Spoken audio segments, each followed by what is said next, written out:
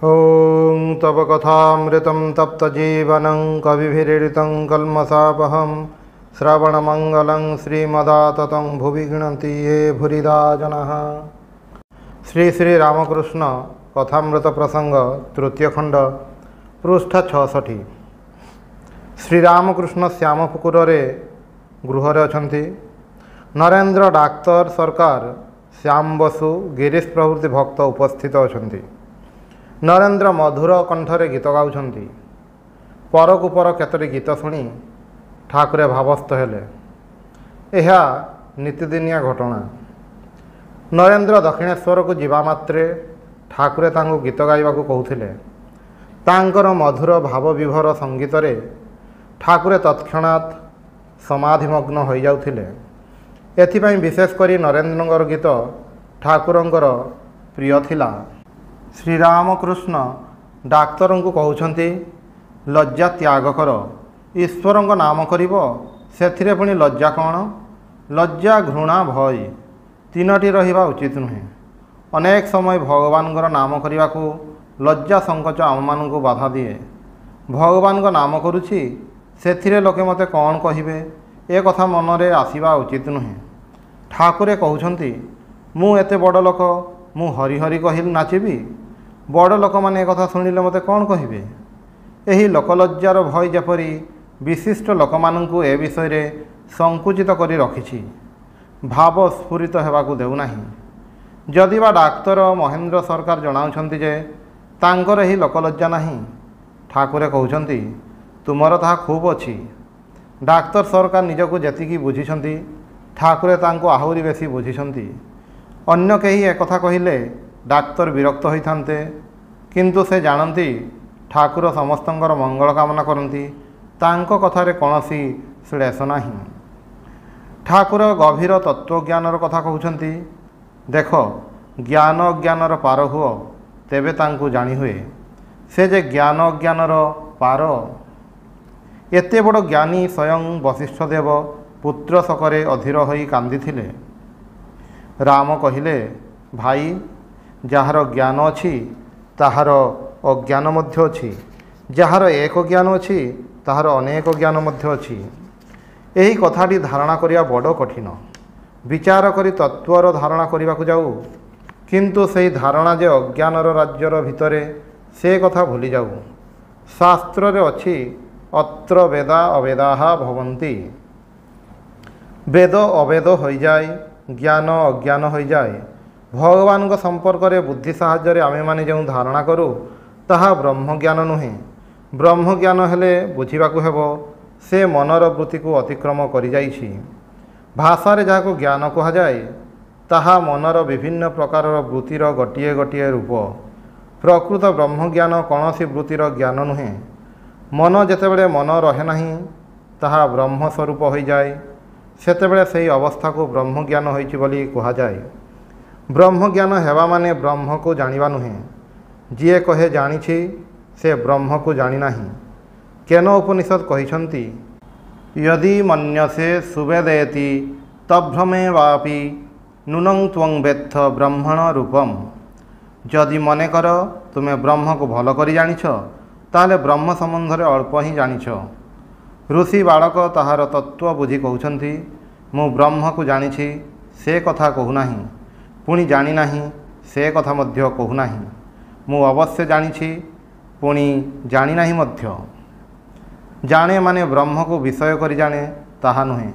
से भावरे ब्रह्म को जना जाय नाही। मु जाने माने निजर स्वस्वरूप रे तन्मय होई जिबा, एहा होछि ब्रह्म को जानिबा। सेही स्वरूपर अनुभूति जहा रहिछि से ताहा भाषा रे प्रकाश करि पारे नाही। कारण जेते क्षण आमे माने भाषार राज्य रे अछु, सेते क्षण मनर राज्यर भितरे अछु। मन राज्यर सबु किछि भाषा रे प्रकाश करा जाय नाही। सुतरां मन राज्य बाहरर जो तत्व ताकू किपरि भाषा रे प्रकाश करिबु। भाषा रे जहा किछि प्रकाश पाए ताहा आगे मन रे चिंता रूप रे आसे, तापरे ताहा शब्द माध्यम रे प्रकाश करू। किंतु तांकू अर्थात ब्रह्म को मनर मध्य अतीत कुहा होइछि। काहेकि तत्र मन अमनी भवती। सेतेबेले मन आउ मन होई न थाए, ବ୍ରହ୍ମ ସ୍ୱରୂପ ହୋଇଯାଏ। ଏହା ଖୁବ୍ ଗଭୀର ଭାବରେ ଅନୁଭବ କରିବାର ବସ୍ତୁ। ଶବ୍ଦ ବା ଶାସ୍ତ୍ର ଦ୍ୱାରା ବିଚାର ଦ୍ୱାରା ତାଙ୍କୁ ବୁଝାଯାଏ ନାହିଁ। କାହିଁକି? ଯେଉଁ ବୁଦ୍ଧି ସାହାଯ୍ୟରେ ବିଚାର କରୁଛୁ ସେହି ବୁଦ୍ଧି ଜଡ଼ ରାଜ୍ୟର ଗୋଟିଏ ଅଂଶ। ବୁଦ୍ଧି ହେଲା ମନର ବା ଅନ୍ତଃକରଣର ଗୋଟିଏ ପ୍ରକାଶ। ସେହି ଅନ୍ତଃକରଣ ଜଡ଼ ବସ୍ତୁର ଗୋଟିଏ ରୂପ ମାତ୍ର। ଜଡ଼ ଛଡ଼ା ଅନ୍ୟ କିଛି ନୁହେଁ। ଅନ୍ତଃକରଣ ଚୈତନ୍ୟର ପ୍ରଭାବରେ ଆଲୋକିତ ନ ହେଲେ ତାହା ପ୍ରକାଶିତ ହୁଏ ନାହିଁ। ଏହା ବିଶେଷ ଭାବରେ ଅନୁଧାବନ ଯୋଗ୍ୟ ଯେ ଅନ୍ତଃକରଣ, ମନ, ବୁଦ୍ଧି ସବୁ କିଛି ହିଁ ଜଡ଼। ଏଗୁଡ଼ିକର ପଶ୍ଚାତରେ ଚୈତନ୍ୟର ଜ୍ୟୋତି ରହିଛି ବୋଲି ପ୍ରକାଶିତ ହେଉଛି। ଯେପରି ଏହି ଘରଦ୍ୱାର ସବୁକିଛି ଅଛି, କିନ୍ତୁ ଆଲୋକ ନଥିଲେ ଏସବୁ ସେତେବେଳେ ଅନ୍ଧକାରମୟ, ସମ୍ପୂର୍ଣ୍ଣ ପ୍ରକାଶ ଶୂନ୍ୟ ହୋଇଯାଏ। ଠିକ୍ ସେହିପରି ଆମମାନଙ୍କର ମନୋବୃତ୍ତି ଗୁଡ଼ିକ ବ୍ରହ୍ମ ବା ଚୈତନ୍ୟର ପ୍ରଭା ଦ୍ୱାରା ଆଲୋକିତ ନ ହେଲେ ସେଗୁଡ଼ିକ ଅପ୍ରକାଶିତ ଥାଏ। ସେଥିପାଇଁ କୁହାହୋଇଛି, ସେ ମନର ପରେ ୟନ୍ମନସା ନ ମନୁତେ, ଯାହାକୁ ମନ ଦ୍ୱାରା ମନନ ବା ଚିନ୍ତା କରାଯାଏ ନାହିଁ। ଏନାହୁର୍ମନ ମତମ୍, ଯାହାଦ୍ୱାରା ମନ ଜ୍ଞାତ ହୁଏ। ସେ ମନକୁ ପ୍ରକାଶ କରନ୍ତି, ମନ ତାଙ୍କୁ ପ୍ରକାଶ କରିପାରେ ନାହିଁ। ସେ ନିତ୍ୟ ପ୍ରକାଶ ସ୍ୱରୂପ, ତାଙ୍କୁ କିଏ ପ୍ରକାଶ କରିବ? ସୂର୍ଯ୍ୟଙ୍କୁ ପ୍ରଦୀପ ଦ୍ୱାରା ପ୍ରକାଶ କରାଯାଏ ନାହିଁ। ସୂର୍ଯ୍ୟଙ୍କ ପ୍ରଭାରେ ପ୍ରଦୀପ ସ୍ତିମିତ ହୋଇଯାଏ। ଆମମାନଙ୍କର ବୁଦ୍ଧି ସେଥିପାଇଁ ବ୍ରହ୍ମଙ୍କୁ ପ୍ରକାଶ କରିପାରେ ନାହିଁ। ବୁଦ୍ଧି ନିଜକୁ ନିଜେ ପ୍ରକାଶ କରିପାରେ ନାହିଁ। ବ୍ରହ୍ମଙ୍କୁ ମନ ଦ୍ୱାରା ମନନ କରାଯାଏ ନାହିଁ। ଶାସ୍ତ୍ରର ଏହି ଗଭୀର ତାତ୍ପର୍ଯ୍ୟପୂର୍ଣ୍ଣ ଉକ୍ତିଟି ବେଦାନ୍ତର ମୂଳ କଥା। ବେଦାନ୍ତ କହେ, ବ୍ରହ୍ମବସ୍ତୁ ସ୍ୱପ୍ରକାଶ। କୌଣସି ଜ୍ଞାନ, ବିଦ୍ୟା, ଭାଷା ତାହାକୁ ପ୍ରକାଶ କରିପାରେ ନାହିଁ। ଏହା ବୁଝିଲେ ବ୍ରହ୍ମଜ୍ଞାନ ସମ୍ବନ୍ଧରେ କିଞ୍ଚିତ୍ ଧାରଣା ଆମମାନଙ୍କର ହୋଇପାରେ। କାରଣ ତସ୍ୟ ଭାଷା ସର୍ବମିଦଂ ବିଭାତି, କଠୋ ଉପନିଷଦରେ କୁହାଯାଇଛି। ତାଙ୍କର ଆଲୋକରେ ଏହି ସମସ୍ତ ପ୍ରକାଶିତ। ଏହି ସମସ୍ତ ଅର୍ଥ ସମସ୍ତ ବିଶ୍ୱ ବ୍ରହ୍ମାଣ୍ଡ, ଏପରିକି ଆମମାନଙ୍କର ମନୋବୁଦ୍ଧି ପର୍ଯ୍ୟନ୍ତ। ଏହା ହେଉଛି ବ୍ରହ୍ମଜ୍ଞାନର ସାର କଥା। ଆମେମାନେ ବୁଦ୍ଧି ଦ୍ୱାରା ଯେତେବେଳେ ବ୍ରହ୍ମ ସମ୍ବନ୍ଧରେ ବିଚାର କରୁଛୁ, ସେତେବେଳେ କ'ଣ କରୁଛୁ? ଜ୍ଞାନ କଣ୍ଟା ଦ୍ୱାରା ଅଜ୍ଞାନ କଣ୍ଟା ବାହାର କରିବାର ଚେଷ୍ଟା କରୁଛୁ। ବ୍ରହ୍ମ ବିଷୟରେ ଯେଉଁ ଅଜ୍ଞାନ ବିଚାର କରି କରି ତାହା ସମ୍ବନ୍ଧରେ ଧାରଣା କରିବା ପାଇଁ ଚେଷ୍ଟା କରୁଛୁ, ଏହି ଚେଷ୍ଟା ଯେପରି ଜ୍ଞାନ କଣ୍ଟା ଦ୍ୱାରା ଅଜ୍ଞାନ କଣ୍ଟା ବାହାର କରିବାର ଚେଷ୍ଟା। ବାହାର କରିଦେଲେ ଜ୍ଞାନ କଣ୍ଟାଟି ମଧ୍ୟ ଫିଙ୍ଗି ଦେବାକୁ ହୁଏ, ତାହା ରଖାଯାଏ ନାହିଁ। ଅର୍ଥାତ୍ ମନର ଶୁଦ୍ଧି କରି କରି ଯେତେବେଳେ ମନ ବା ବୁଦ୍ଧି ସମ୍ପୂର୍ଣ୍ଣ ଶୁଦ୍ଧ ହେଲା, ସେତେବେଳେ ତାହା ବୁଦ୍ଧି ପର୍ଯ୍ୟାୟର ବାହାରକୁ ଚାଲିଗଲା। ଠାକୁରଙ୍କ କଥାରେ ଶୁଦ୍ଧ ଜ୍ଞାନ, ଶୁଦ୍ଧ ବୁଦ୍ଧି ଏବଂ ଶୁଦ୍ଧ ଆତ୍ମା ଏକ। ବୁଦ୍ଧି ସମ୍ପୂର୍ଣ୍ଣ ଶୁଦ୍ଧ ହୋଇଗଲେ କ'ଣ ରହିଲା? କିଛି ବି ରହିଲା ନାହିଁ। ତାହେଲେ କ'ଣ ଶୂନ୍ୟ ହୋଇଗଲା? ନା, ବୁଦ୍ଧି ଯାହାଦ୍ୱାରା ପ୍ରକାଶିତ ହେଉଥିଲା ତାହା ହିଁ ରହିଲା। ସେହି ପ୍ରକାଶ ସ୍ୱରୂପ ମାତ୍ର ରହିଲା। ବୁଦ୍ଧିର ଲୋପ ହୋଇଗଲା। ଏହା ହେଲା ଜ୍ଞାନ କଣ୍ଟାଟି ଫିଙ୍ଗି ଦେବା। ଏହି ବିଷୟଟି ଆମେମାନେ ଠିକ୍ ବୁଝିପାରୁନାହୁଁ। ଯେତେବେଳେ ଜାଗତିକ ବିଷୟ ବୁଝୁ, ସେତେବେଳେ ଭାବୁ ମନ ଦ୍ୱାରା ହିଁ ତାଙ୍କୁ ଜଣାଯାଏ। କିନ୍ତୁ ଶାସ୍ତ୍ର କହିଛନ୍ତି ତାହା କରାଯାଏ ନାହିଁ। ମନ ଦ୍ୱାରା ଏହି ପ୍ରୟାସ ଚାଲିବ। ଦ୍ରଷ୍ଟବ୍ୟ, ଶ୍ରୋତବ୍ୟ, ମନ୍ତବ୍ୟ, ନିଦିଧ୍ୟାସିତବ୍ୟ, ବୃହଦ୍ ଆରଣ୍ୟକ ଉପନିଷଦରେ କୁହାଯାଇଛି। ଶାସ୍ତ୍ର ଏହି ପଥ ନିର୍ଦ୍ଦେଶ କରିଛନ୍ତି ଯେ ତାଙ୍କ ଅନୁଭବ ପ୍ରାପ୍ତି ପାଇଁ ଆମମାନଙ୍କୁ ଶାସ୍ତ୍ର ମୁଖରୁ, ସାଧୁ ମୁଖରୁ ଶ୍ରବଣ କରିବାକୁ ହେବ। ଯେଉଁମାନେ ସେହି ପଥର ପଥିକ, ସେହି ବସ୍ତୁ ଅନୁଭବ କରିଛନ୍ତି, ସେମାନଙ୍କଠାରୁ ଶୁଣିବାକୁ ହେବ। ଶ୍ରବଣ କରିବା ପରେ ମନ୍ତବ୍ୟ, ମନେ ମନେ ବିଚାର କରିବାକୁ ହେବ। କେବଳ ଶୁଣିବା ନୁହେଁ, ମନ ସଂଯୋଗ କରି ଶୁଣିଲେ ହିଁ ମନରେ ନାନା ସଂଶୟ ଉଦିତ ହେବ। ସେହି ସଂଶୟ ବିଚାର କରି କରି ଦୂର କରିବା ପାଇଁ ଯେଉଁ ଚିନ୍ତା, ତାହାକୁ ମନନ କୁହାଯାଏ। ପ୍ରଥମେ ଶ୍ରବଣ, ନହେଲେ ମନ କ'ଣ ନେଇ ଚିନ୍ତା କରିବ? ବିଚାର ନ କରି କେବଳ ଶୁଣିବା ଦ୍ୱାରା କୌଣସି କାମ ହୁଏ ନାହିଁ। କର୍ଣ୍ଣ କୁହରରେ କେବଳ କେତେଗୁଡ଼ିଏ ଶବ୍ଦ ପ୍ରବେଶ କରାଇଲୁ, ସେଥିରେ କୌଣସି ଫଳ ହୁଏ ନାହିଁ। ତାହା ମର୍ମରେ ପ୍ରବେଶ କଲା ନାହିଁ। ଅନ୍ତରରେ ପ୍ରବେଶ କରାଇବାକୁ ହେଲେ ତାକୁ ସଂଶୟର ସ୍ତର ମଧ୍ୟ ଦେଇ ପ୍ରବେଶ କରାଇବାକୁ ହେବ। ସଂଶୟ ପଥ ରୁଦ୍ଧ ଥିଲେ ସାଧକ ତତ୍ତ୍ୱରେ ପ୍ରବେଶ କରିପାରିବେ ନାହିଁ। ଏଥିପାଇଁ ମନନର ଏକାନ୍ତ ପ୍ରୟୋଜନ। ସେହି ବିଚାର କେଉଁ ଧାରାରେ ହେବ ସେ ସମ୍ପର୍କରେ ଶାସ୍ତ୍ରର ନିର୍ଦ୍ଦେଶ ହେଲା ତତ୍ତ୍ୱକୁ ଜାଣିବା ପାଇଁ ବିଚାର।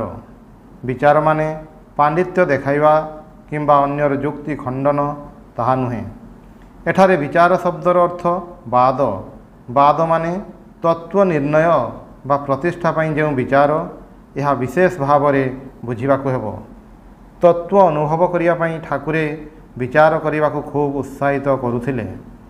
ପୁଣି ଅନ୍ୟ ଗୋଟିଏ ସମୟରେ ବିଚାର କରିବାକୁ ନିଷେଧ କରିଛନ୍ତି।